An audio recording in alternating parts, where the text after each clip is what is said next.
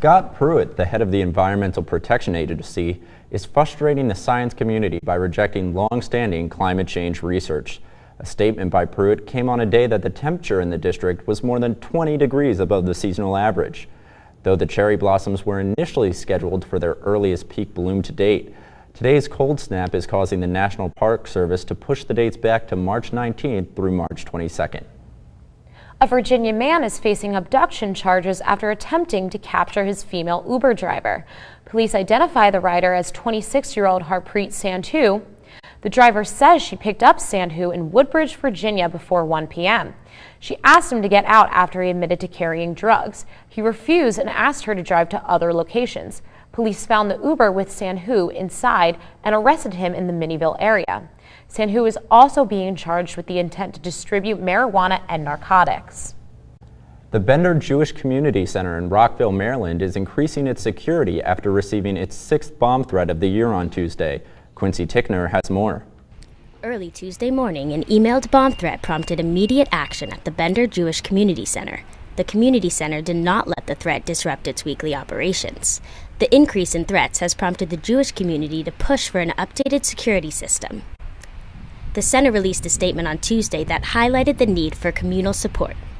As you may have seen on the news, the Bender JCC was the host for an Interfaith Solidarity press conference last Friday. The strong showing of support from our neighbors and elected officials remains a beacon of hope and goodwill for myself and our staff. The American University Jewish Student Association is standing with Jewish community centers and other organizations that have been affected by recent outbursts of anti-Semitism. We, as American University's Jewish Student Association, are deeply saddened and appalled by the recent bomb threats and active anti-Semitism across the country. As a part of the AU and DC Jewish community, we would like to state that we stand with JCCs and other organizations that have been affected by these outbursts of anti-Semitism. Jewish students continue to come together to show support for each other and their religion. With District Wire News, I'm Quincy Tickner. Former Pentagon contractor Chris Glenn is being convicted of sex trafficking and sexual assault of minors. While working in Honduras, Glenn convinced young women from poor villages that their families had given permission for them to marry. According to the prosecution, Glenn would then give the young women pills that made them black out before sexually assaulting them. An investigation by the Department of Defense found that Glenn's history of sexual assault could go back as far as 2002. Glenn is already serving a 10-year prison term for stealing classified documents during his time in Honduras. He can now face up to life in prison. A report from the American Society of Civil Engineers is giving U.S. infrastructure a D+ rating.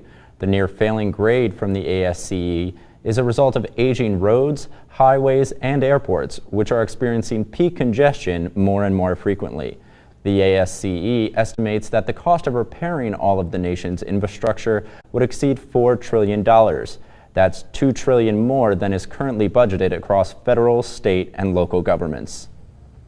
The Metro Agency is looking at a budget shortfall of over $2 million this upcoming fiscal year. Fare prices are increasing, but ridership on the Metro rails and buses is declining. District Wire's Sarah Camaradas has the story. DC Metro's hiking fares and cutting bus and rail services. The Metro Board gave preliminary approval to the proposal on Thursday. Base rail fares will rise 10 cents for rush hour, and the maximum rail fare will reach $6. The changes would raise bus fares to $2. The proposal comes at a time when rail ridership is already down 12% in the last 6 months. At this point, as we've seen ridership fall, cutting service back even further and raising prices is not bringing us back to more frequent and more reliable service, and so it is not going to help the continuing decline of ridership. Local transit advocacy groups worry fare increases and service cuts will pose problems for transit-dependent riders. Trains would leave the end of the line every 8 minutes instead of every 6 minutes.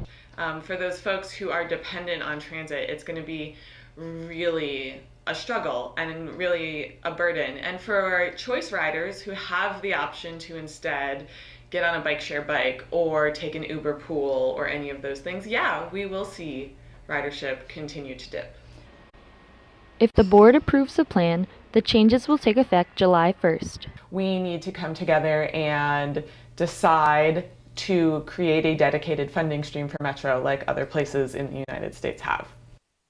In Washington, D.C., I'm Sarah Camerata, District Wire News.